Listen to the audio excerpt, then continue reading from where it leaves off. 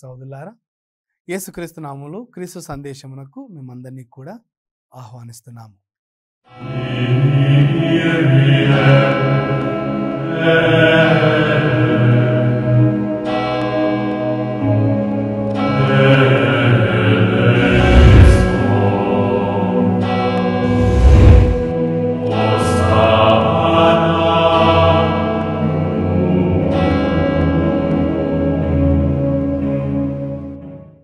ఆరంభించుకునే ముందు చిన్న ప్రార్థన చేసుకుందాం.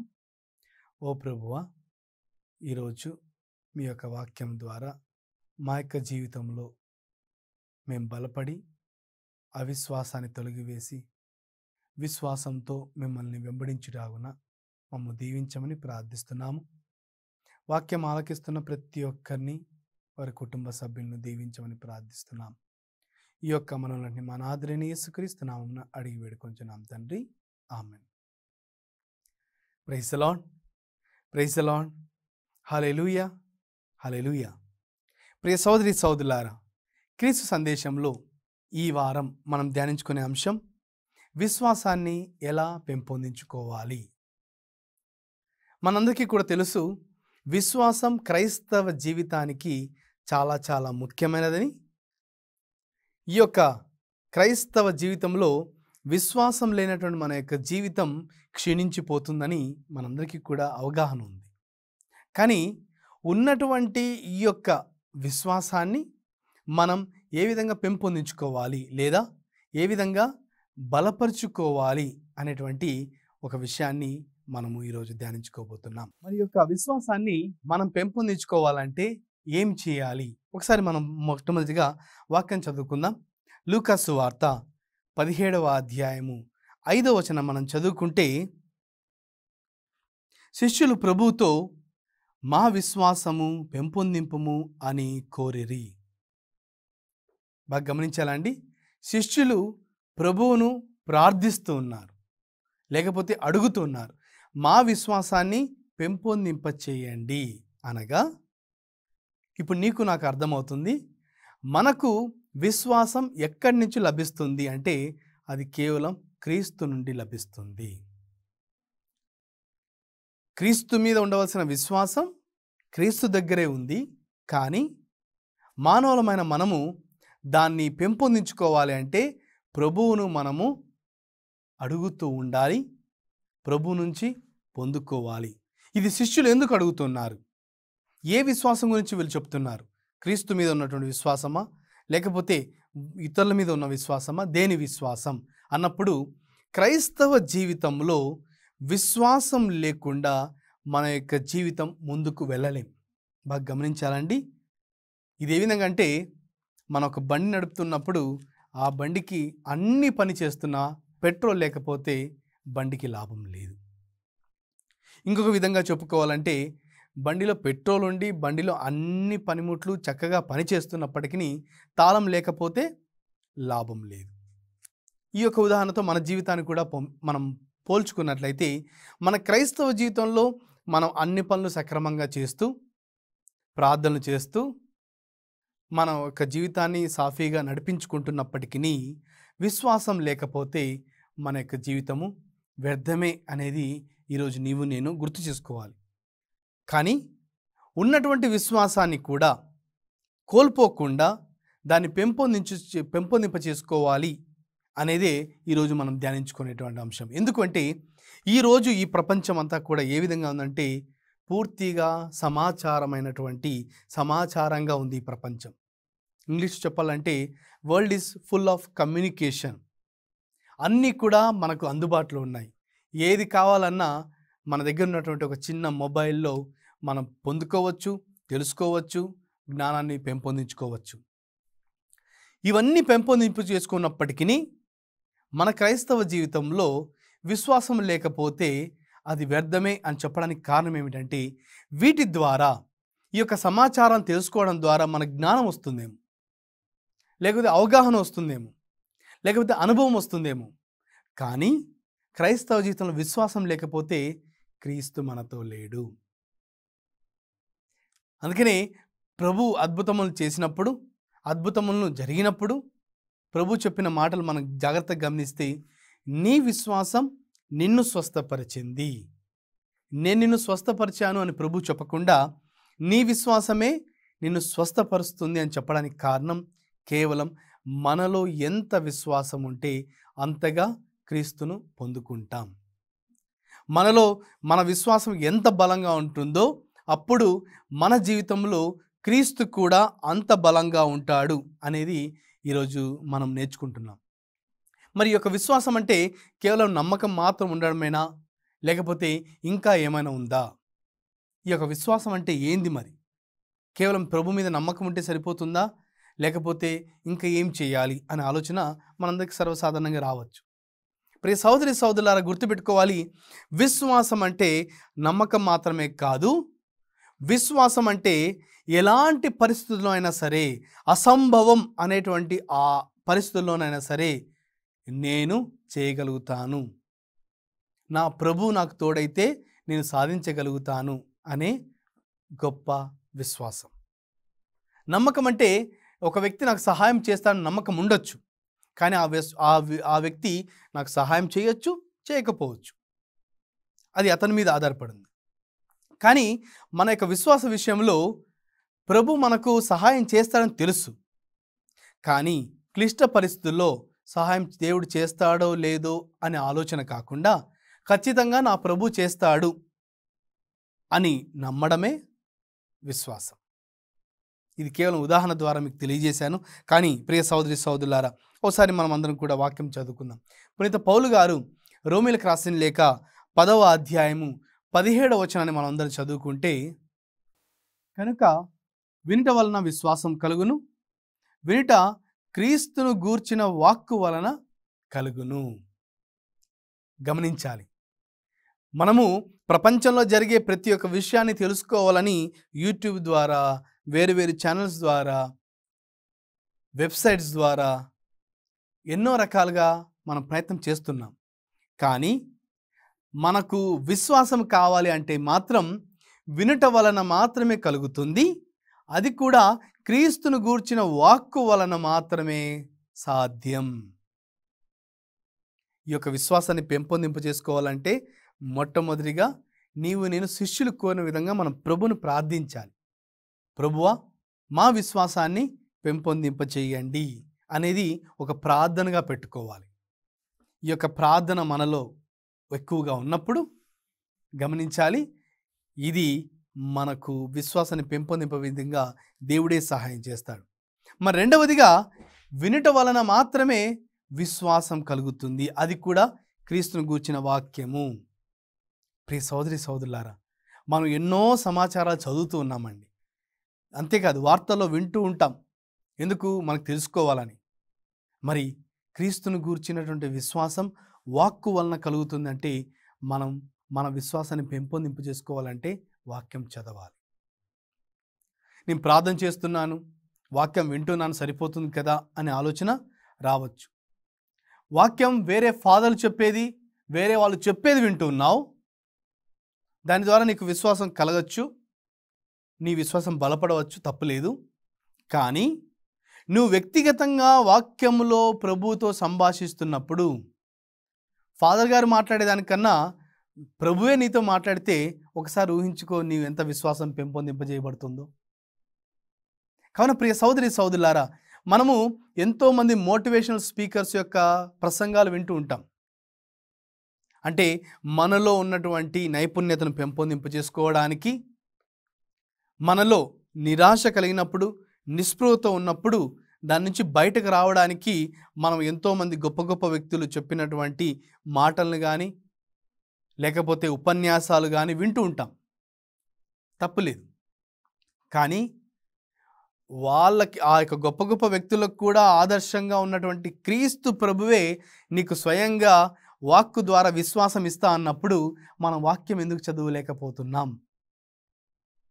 అందుకని గమనించాలండి, ఈ యొక్క వాక్యాన్ని మనం పట్టుకోవాలి. ఈ యొక్క వాక్యము ద్వారా మనకు విశ్వాసం కలుగుతుంది.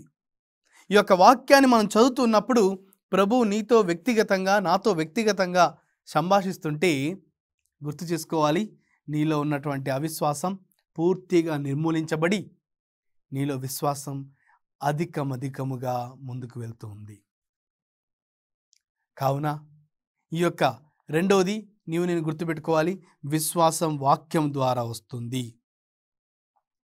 మరి మూడవదిగా విశ్వాసాన్ని పెంపొందింపజేసుకోవాలంటే క్రీస్తుతో వ్యక్తిగతంగా సమయం గడపడం.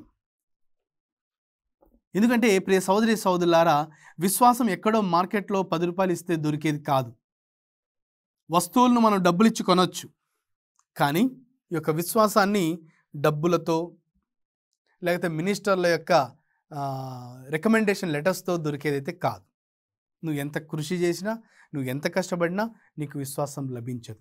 విశ్వాసం కేవలం క్రీస్తుతో మాత్రమే లభిస్తుంది. కావున నీకు విశ్వాసానికి మూల కేంద్రం క్రీస్తు. కావున క్రీస్తుతో వ్యక్తిగతంగా సమయం గడిపినప్పుడు గమనించాలి, మనలో విశ్వాసం పెంపొందింపజేయబడుతుంది, మనలో విశ్వాసం బలపడుతుంది.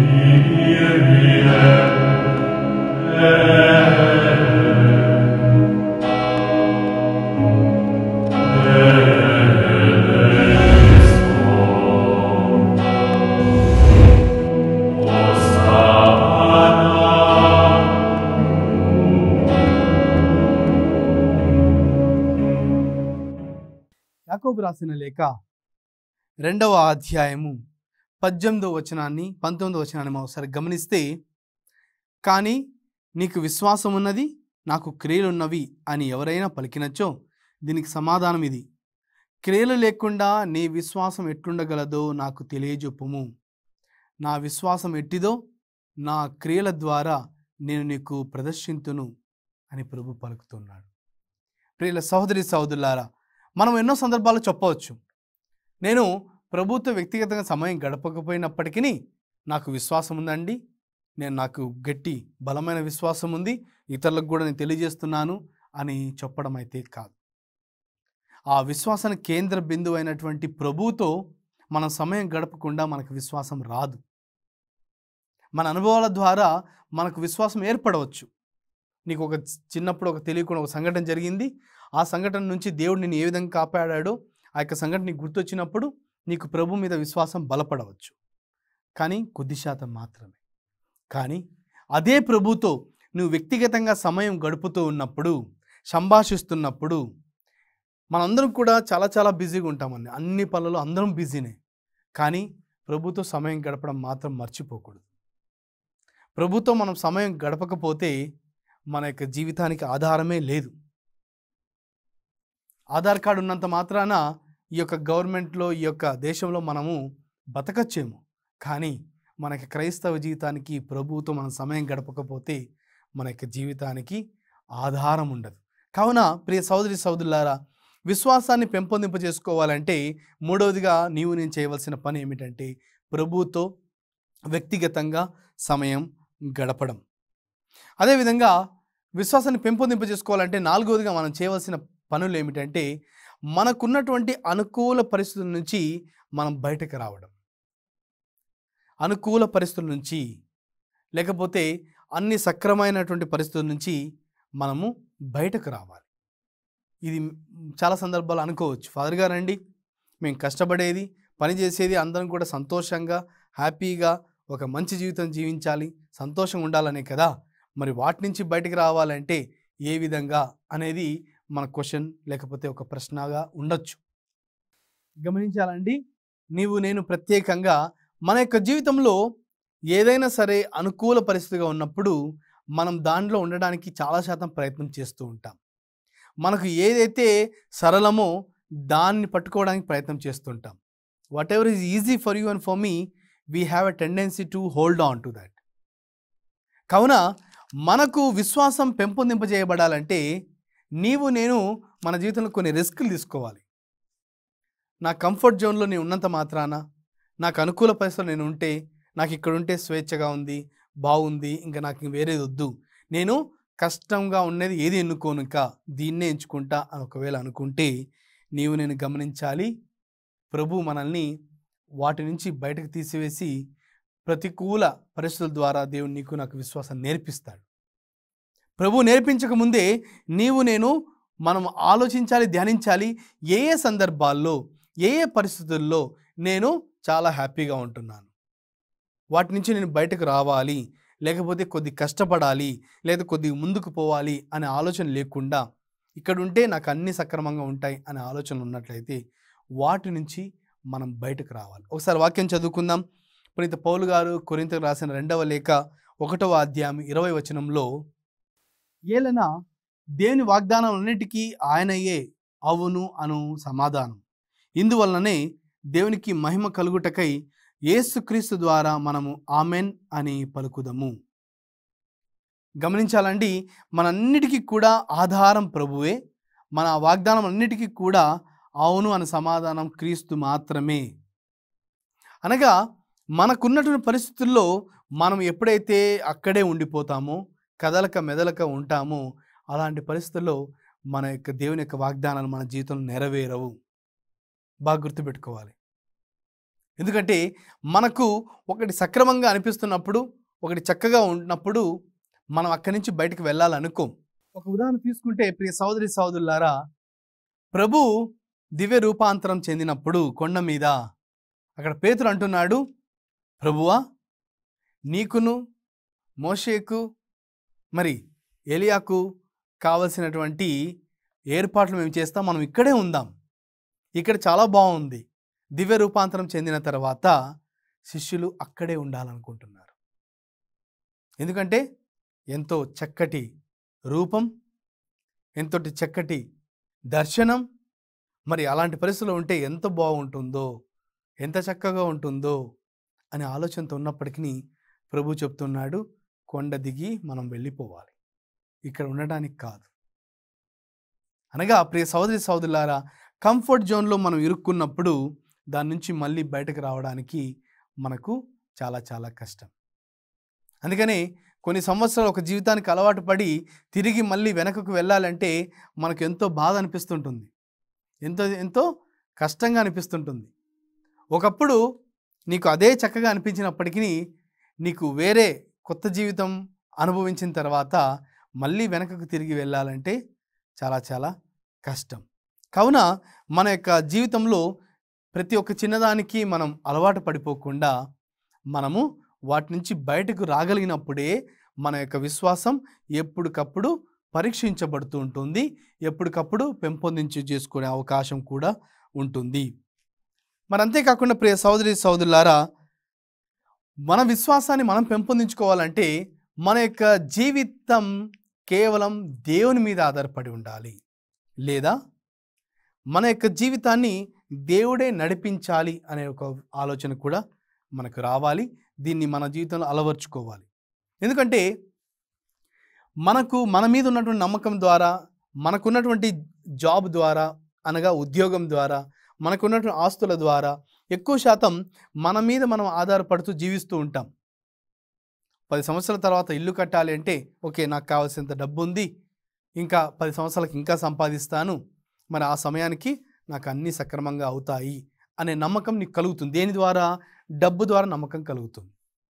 లేదా నీ ఇంట్లో ఉన్నటువంటి నీ కుమారునికి కుమార్తెకి పెళ్లి చేయాలంటే, నాకు ఇంత బలగం ఉంది, బంధు బలగం, వీళ్ళంతా కూడా సహాయం చేస్తారు, దీన్ని ఎలా నిర్వహించాలి అనే భయం లేదు నాకు, నా బంధువులున్నా సహాయం చేస్తారు. దేని మీద నమ్మకం కలుగుతుంది? బంధు బలగం మీద.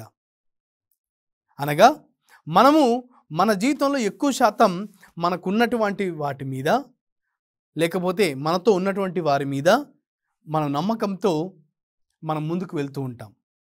ఇక్కడ మనం గమనిస్తే ప్రియ సహోదరి సహోదరులారా, మనం దేవుని మీద ఎక్కువగా ఆధారపడడం లేదు.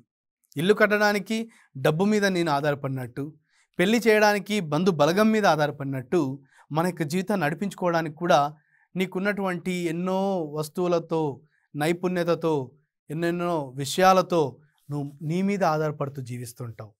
కానీ నేను గుర్తుపెట్టుకోవాలి, మన క్రైస్తవ జీవితాన్ని ముందుకు సాగించాలి విశ్వాసంలో అంటే కేవలం ప్రభు మన జీవితాన్ని కంట్రోల్లో పెట్టుకోవాలి.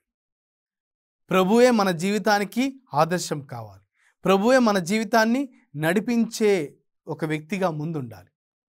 ఎప్పుడైతే నన్ను నేను నడిపించుకోగలుగుతాను అనే ఆలోచన నీకున్నప్పుడు నువ్వు ప్రభు మీద ఆధారపడవు, ప్రభువును మర్చిపోతావు, ప్రభు నాకు అవసరం లేదనుకుంటావు. కానీ నీకు అదే కష్టం వచ్చినప్పుడు మాత్రం ప్రభు మీద ఆధారపడడానికి ప్రయత్నం చేస్తూ ఉంటావు. కావున ప్రియ సహోదరి సహోదరులారా, ఒకసారి వాక్యం చదువుకుందాం. పునీత పౌలు గారు కొలస్సీలకు రాసిన లేఖ 2వ అధ్యాయము 6-7 వచనాలు మనం చదువుకుందాం. మీరు యేసుక్రీస్తును ప్రభువుగా స్వీకరించితిరి కనుక ఆయన సహచర్యంలో ఉండుడు, ఆయనను ఆధారముగా చేసుకొని మీ జీవితం నిర్మించుకొనుడు, మీకు బోధించిన విధముగా విశ్వాసమును నానాటికి పెంపొందించుకొనుడు, కృతజ్ఞులై ఉండుడు.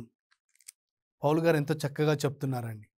విశ్వాసాన్ని పెంపొందించుకోవాలంటే ఇక్కడ సమాధానం చెప్తున్నాడు, మీరు ప్రభువును ఆధారముగా చేసుకొని నీ జీవితాన్ని నిర్మించుకోనండి.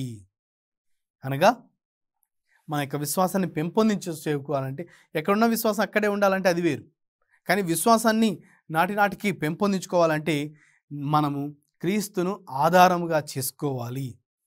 క్రీస్తును ఆధారంగా చేసుకున్నప్పుడే ఆ ఆధారం వలన ప్రియ సహోదరి సహోదరులారా మన జీవితాలు నిర్మించబడినప్పుడు మన యొక్క విశ్వాసం పెంపొందింపజేయబడుతుంది. అంతేకాదు మన యొక్క విశ్వాసం పెరగడం వల్ల మనం ఎంతోమందికి విశ్వాసాన్ని ఇచ్చే వ్యక్తులుగా ఉంటాం, ఇతరులకు ఆదర్శంగా ఉండే వ్యక్తులుగా కూడా అవుతామని ఈరోజు దేవుని వాక్యం గుర్తు చేస్తుంది. మరి చివరిగా గుర్తు చేసుకోవాలి, మన యొక్క విశ్వాసం చేయబడాలంటే మనమందరం కూడా ఆ యొక్క విశ్వాస జీవితం జీవించడానికే దేవుడు పిలుపునిచ్చాడని గుర్తించాలి. ఏదో సాధారణమైన జీవితం జీవించడానికి కాదు, విశ్వాస జీవితం జీవించడానికి దేవుడు నిన్ను నన్ను పిలిచాడు. ఆ యొక్క పిలుపును బట్టి కనీసం పిలుపుకి అనుగుణంగా జీవించడానికైనా మనము నేర్చుకోవాలని మనం హీబ్రూకు రాసిన లేఖ 10వ అధ్యాయము 38-39 వచనాలను చదువుకుంటే అర్థమవుతుంది. నీతిమంతుడు విశ్వాస మూలమున జీవించును, కానీ అతడు విముఖుడైనచో అతని యందు నా ఆత్మ ఆనందించదు. మనం విముఖులమై నశించు వారము కాము, మన ఆత్మను రక్షించుకొనుటకు మనకు తగిన విశ్వాసం గలవారమై ఉన్నాము. ప్రియ సహోదరి సహోదరులారా, దేవుడు నిన్ను నన్ను పిలవడానికి కారణం మనకు నిత్య జీవం ఇవ్వడానికి, నిన్ను నన్ను పిలవడానికి కారణం ఇతరులకు ఆదర్శంగా ఉండడానికి, నిన్ను నన్ను పిలవడం కారణం మనం ఇతరులకు ఆదర్శంగా ఉంటూ మనం సక్రమైన మార్గంలో నడవడానికి. అలా కాకుండా మనం విముఖులమైనచో మన యొక్క ఆత్మ రక్షించబడదు, దేవుడు కూడా మనలో ఆనందించడు. కావున వాక్యం తెలియజేస్తుంది, మనల్ని రక్షించుకుంటూ ముందుకు వెళ్ళాలంటే మనం తగిన విశ్వాసం కలవారమై ఉండాలి. అనగా నేను దానికోసమే పిలువబడ్డామని గుర్తించాలి. కావున ప్రియ సహోదరి సహోదరులారా, చివరిగా మనం ధ్యానించుకుంటే విశ్వాసాన్ని పెంపొందించుకోవడానికి మనం ఆలకించిన విధంగా మొట్టమొదటిగా ప్రభువును మనం ప్రార్థించాలి. మరి రెండవదిగా మనము ప్రత్యేకంగా ఎన్నో సమాచారం ఉన్నప్పటికీ క్రీస్తు విశ్వాసాన్ని కేవలం మన వాక్యం ద్వారా పొందుకుంటామని, మరి దేవునితో వ్యక్తిగతంగా సమయం గడుపుతామని, అదేవిధంగా మనకున్నటువంటి అనుకూల పరిస్థితుల నుంచి మనం బయటకు రావాలని, మరి చివరిగా మన యొక్క జీవితాలకు ఆధారంగా క్రీస్తుని చేసుకోవాలని, మరి మన యొక్క విశ్వాసం పెంపొందింపజేయబడాలంటే మనం దానికోసమే పిలువబడ్డామని గుర్తించాలి. అప్పుడు మనం తగినటువంటి క్రైస్తవులుగా ఉంటాం, మన యొక్క విశ్వాసం మనల్ని స్వస్థపరుస్తుంది. మరి చివరిగా చిన్న ప్రార్థన చేసుకుందాం. ఓ ప్రభువా, మా యొక్క జీవితంలో విశ్వాసాన్ని పెంపొందింప చేయండి. మీరే మా యొక్క విశ్వాసానికి మూల కేంద్రమై ఉండగా మీరు మాకు కావలసినటువంటి విశ్వాసాన్ని మాకు దయచేసి ఆ యొక్క విశ్వాస మార్గంలో మేమంతా నడుచులాగున వాక్యం విన్నటువంటి ప్రతి ఒక్కరిని కూడా విశ్వాసంతో వారిని వారి కుటుంబాలను నింపమని ప్రార్థిస్తున్నాం. ఈ యొక్క మనల్ని మా నాథుని యేసుక్రీస్తు నామమున అడిగి వేడుకొంచున్నాం తండ్రి, ఆమెన్. ప్రియ సహోదరి సహోదరులారా, వచ్చే వారం ఇదే సమయానికి వేరొక అంశం ద్వారా దేవుని వాక్కును ధ్యానించుకుందాం. దేవుడు మిమ్మల్ని అందరినీ కూడా దీవించును గాక. May God bless all of you.